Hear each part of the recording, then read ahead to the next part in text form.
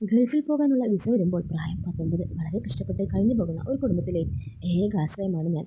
ഗൾഫിൽ പോയി കാശുണ്ടാക്കി വേണം പെങ്ങളെ കെട്ടിക്കാനും ബാങ്കിലിരിക്കുന്ന ആധാരം തിരിച്ചെടുക്കാനും. എന്നെക്കുറിച്ച് ഞാൻ പറയുകയാണെങ്കിൽ ഞാൻ പ്രിയൻ. കാണാൻ വലിയ തിരക്കേടില്ല, ഒരുപാട് വണ്ണമൊന്നുമില്ല, ആവറേജ് തടി, 175 നീളം, ഒരു ദുശീലവും ഞങ്ങൾ ഇന്നുവരെ ഇല്ലാത്ത സാധാ നാട്ടമ്പുറത്തുകാരൻ. ദുബായിൽ ഒരു ഷോപ്പിൽ ജോലി കിട്ടി, സെയിൽസ്മാനായി 2 വർഷത്തേക്കാണ് കോൺട്രാക്ട്. അങ്ങനെ ആ ദിവസം എത്തി. ഞാൻ ഫ്ലൈറ്റ് കയറി ചെന്നുപെട്ടത് പുലിമടയിൽ. അവിടുത്തെ ഹെഡ് ഒരു ലേഡിയാണ്. നല്ല സ്മാർട്ടാണ്, എന്നാൽ കാണാൻ വലിയ തിരക്കേടുമില്ല. പക്ഷേ ജോലിക്കാര്യത്തിൽ പുള്ളിക്കാരി ആർക്കും ഫ്രീഡം കൊടുക്കില്ല. ജോലി നല്ലതുപോലെ ചെയ്യണം, ഇല്ലെങ്കിൽ വഴക്ക് പറയും. കുറച്ച് നാളുകൾക്ക് ശേഷം സാലറി വന്നു. നാട്ടിലേക്ക് അയച്ചതിൻ്റെ ബാക്കി വെച്ച് ചിലവൊക്കെ ഒപ്പിക്കാൻ പറ്റും എന്ന് കരുതി എനിക്ക് തെറ്റി. മാസാവസാനമായപ്പോൾ ക്യാഷ് കയ്യിൽ തീർന്നു വന്നു.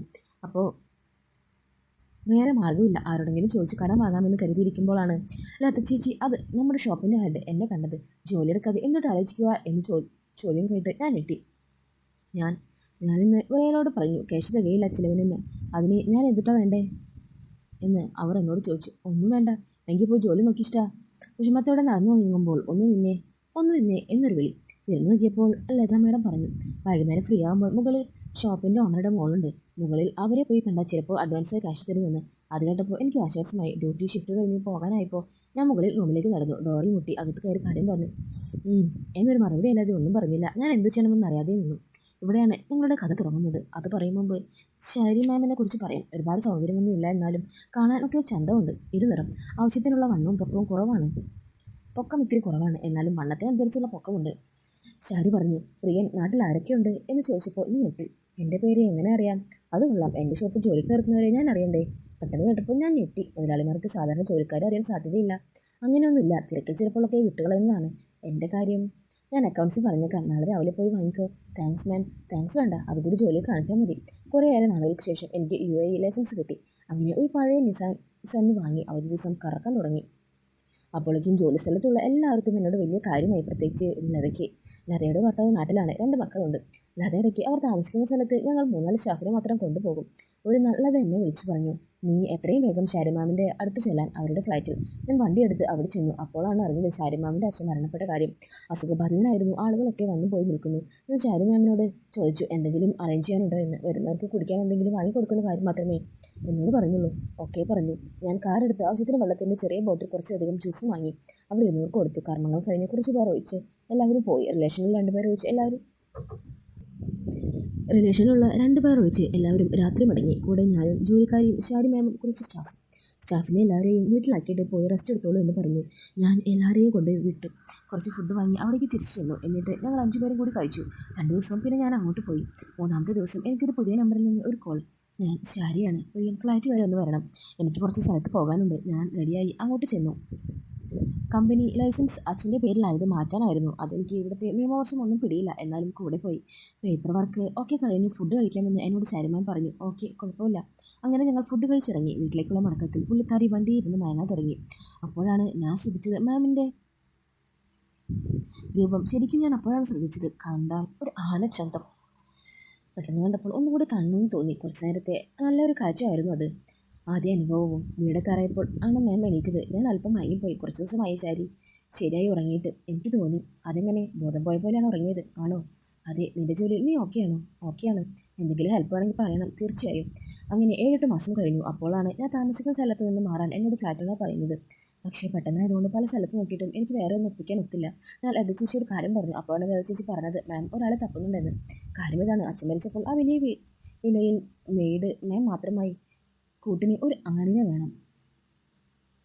ഒറ്റയ്ക്കായപ്പോൾ ധൈര്യം കുറഞ്ഞു. ലത ചേച്ചി തന്നെ മാമിനോട് പറഞ്ഞു.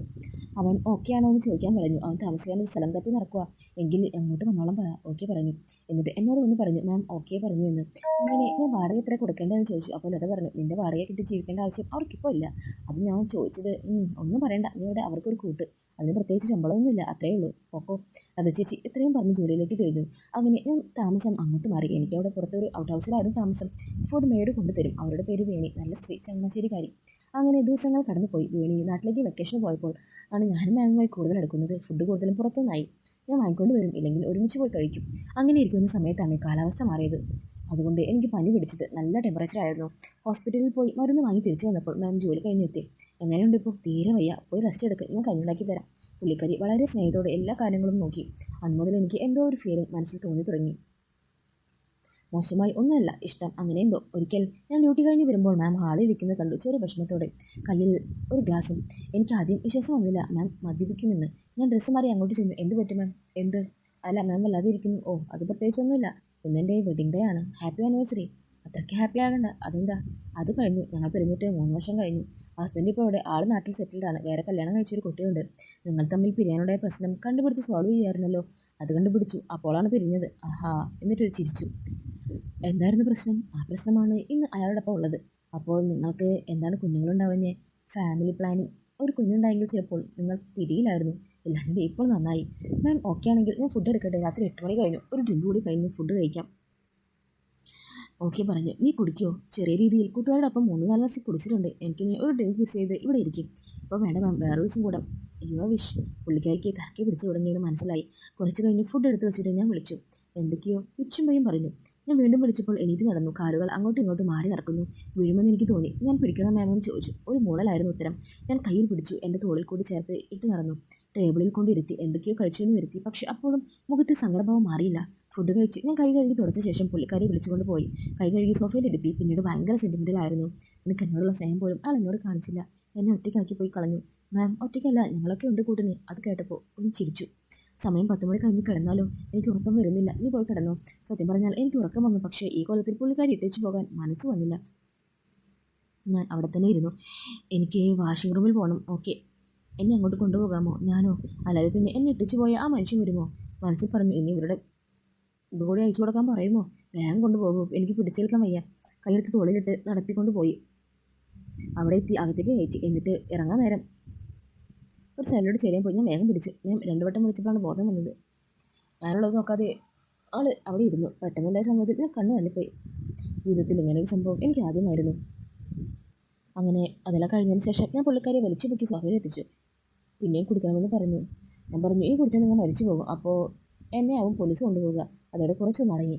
അങ്ങനെ അവിടെ പോയി ഫ്ലഷ് ചെയ്യാൻ നോക്കിയപ്പോൾ മാമിനോട് പറഞ്ഞു, ഞാൻ ബെഡ്റൂമിൽ കൊണ്ടുപോയി കിടക്കാൻ നിന്നു. ഒന്നും ഇടുന്നില്ല. ഞാൻ പോയി ലൈറ്റ് എല്ലാം ഓഫാക്കി. റൂമിലുള്ളതും ഹാളിലുള്ളതും മാത്രം ഇട്ടേച്ച് വന്ന് വീണ്ടും വിളിച്ചു. മാം കിടക്കാൻ സമയം ഒരുപാടാകുന്നു. ഞാൻ പറഞ്ഞു, എനിക്ക് ഒറ്റയ്ക്ക് കിടക്കാൻ പേടിയുണ്ട്, നീ കൂടെ വാ. ഞാൻ പറഞ്ഞു, ഞാനിവിടെ സോഫയിൽ കിടക്കാം. ഇല്ല, നീ എൻ്റെ കൂടെ അവിടെ വന്നാൽ മതി. ഞാനെങ്ങനെ കിടക്കും മാം? നമ്മൾ ഒരുമിച്ചാണ് കിടന്നതെന്ന് അറിഞ്ഞാൽ പിന്നെ ആളുകൾ അതും ഇതും പറയും. ഇവിടെ ഈ രാത്രി ഇപ്പോൾ ആര് വരാനാണ്? നീ ഡോർ ലോക്ക് ചെയ്ത് വെളിയിൽ ലൈറ്റ് ഓഫ് ആക്കിയിട്ട് മുകളിൽ മുറിയിലെത്തിക്കേ. ഞാൻ പറഞ്ഞതുപോലെ എല്ലാം ചെയ്തു. എന്നിട്ട് മുകളിലേക്ക് കൊണ്ടുപോയി മാമിനെ ബെഡിൽ കിടത്തി. ഇപ്പോൾ കിടക്കുന്നില്ലേ? ഞാൻ താഴെ കിടക്കാം. വേണ്ട, 3 പേർക്ക് കിടക്കാനുള്ള സ്ഥലമുണ്ടല്ലോ. അത് ശരിയാവില്ല മാം, നീ ഞാൻ പറയുന്നത് കേട്ടാൽ മതി. ഞാൻ തിരിച്ചു കിടക്കാൻ പോയപ്പോൾ എന്ന് വീണ്ടും വിളിച്ചു. ബാത്റൂമിൽ പോയി വരാം. അങ്ങനെ ബാത്റൂമിൽ പോയി ഞാൻ തിരിച്ചു വന്നു. ബെഡിൻ്റെ ഒരു സൈഡ് ചേർത്ത് കിടന്നു. ഉറങ്ങാൻ പറ്റുന്നില്ല. ഇതാദ്യമായിട്ടാണ് ഇങ്ങനെ കിടക്കുന്നത്. മാം, എനിക്കിങ്ങനെ കിടന്ന് ഉറക്കം പറ്റുമെന്ന് തോന്നുന്നില്ല. എന്നോട് പറഞ്ഞു ഉറങ്ങാൻ. രാവിലെ ഷോപ്പിൽ പോകേണ്ടതല്ലേ? അത് എൻ്റെ ഷോപ്പിലേക്ക് നോക്കിക്കോളാം. മാം ഉറങ്ങുന്നില്ലേ? എനിക്കും ഉറക്കം വരുന്നില്ല. ഒരു 2 എണ്ണം കൂടി അടിച്ചാൽ ചിലപ്പോൾ ഉറക്കം വരും. എൻ്റെ പൊന്നെ, അത് വേണോ? അതെനിക്ക് സുഖിച്ചു. എന്ത് എൻ്റെ പൊന്നെ എന്നുള്ള വിളി? അത് നോർമലായി നാട്ടിലെല്ലാവരെയും വിളിക്കുന്നതല്ലേ? എന്നാലും കേട്ടപ്പോൾ ഒരു സുഖമൊക്കെ ഉണ്ട്. എനിക്ക് കിടന്നോളൂ. നിനക്ക് ഗേൾ ഫ്രണ്ട്സ് ഒന്നും ഇല്ലയോ? ബെസ്റ്റ്.